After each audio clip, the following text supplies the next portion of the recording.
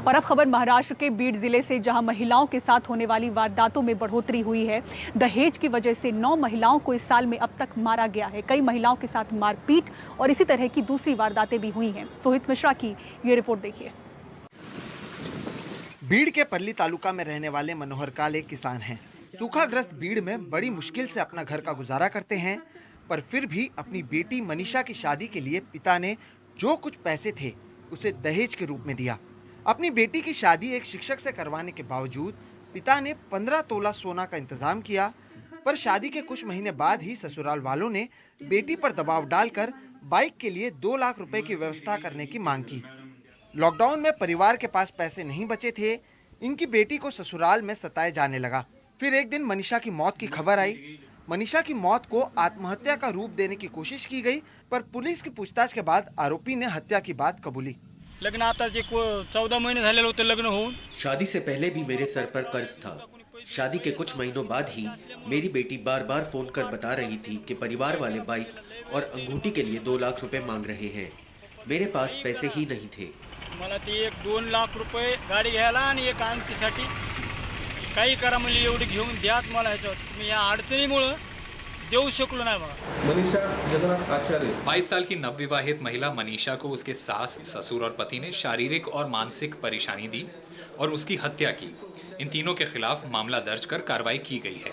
खून केला, त्या खुनाप्रमाणे 302 गुन्हा दाखल करण्यात आला।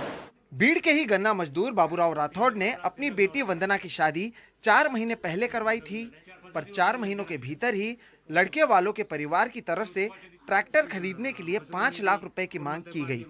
लड़की के पिता ने पैसे की कमी और घर की परिस्थिति समझाने की कोशिश की, पर कुछ नहीं हुआ। वंदना का शव कुएं में मिला। मैंने मेरी बेटी को दहेज की वजह से खोया है। शादी के समय भी पैसे दिए और उसके बावजूद लगातार पैसे की मांग की जा रही थी। हमारी 5 बेटियां हैं, पैसे हमारे पास बचे नहीं थे। बेटी का फोन आ रहा था तो कहते थे लॉकडाउन खत्म होने दो, कुछ इंतजाम करते हैं। इससे पहले भी हमने पैसे दिए थे। तुला हुंडाई दिलं ना, आता कुठून द्यायचा आम्ही, तरी पण आम्ही देत होतो। थांब म्हणलं 4-8 दिवस, हे लॉकडाउन संपू द्या। पिछले साल की तुलना में बीड में महिलाओं के साथ होने वाले वारदातों में बढ़ोतरी आई है। आंकड़ों पर नजर डालें तो साल 2019 में बीड में जहां छेड़छाड़ के 181 मामले दर्ज हुए थे, तो वहीं जुलाई 2020 तक ये मामले बढ़कर 256 हो गए। 2019 में बलात्कार के कुल 65 मामले दर्ज हुए थे, जो जुलाई 2020 तक बढ़कर 106 हो गए। 2019 और 2020 में दहेज के कारण 9 महिलाओं ने आत्महत्या की।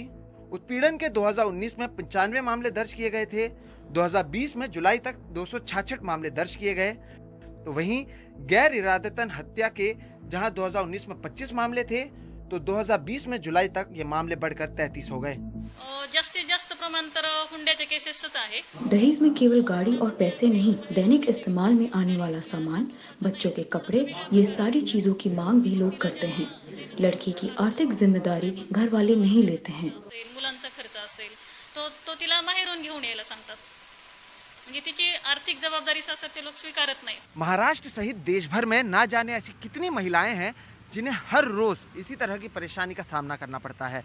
प्रशासन की ओर से इनके लिए कई सारी योजनाओं की शुरुआत की जाती है, लेकिन ये योजनाएं केवल स्लोगन बनकर इस तरह से दीवारों पर लगाई जाती हैं, क्योंकि जो हकीकत है वो एक दूसरी दास्तां बयां करती है। बीड से मनोज सातपुते के साथ मुंबई से सोहित मिश्रा, NDTV इंडिया।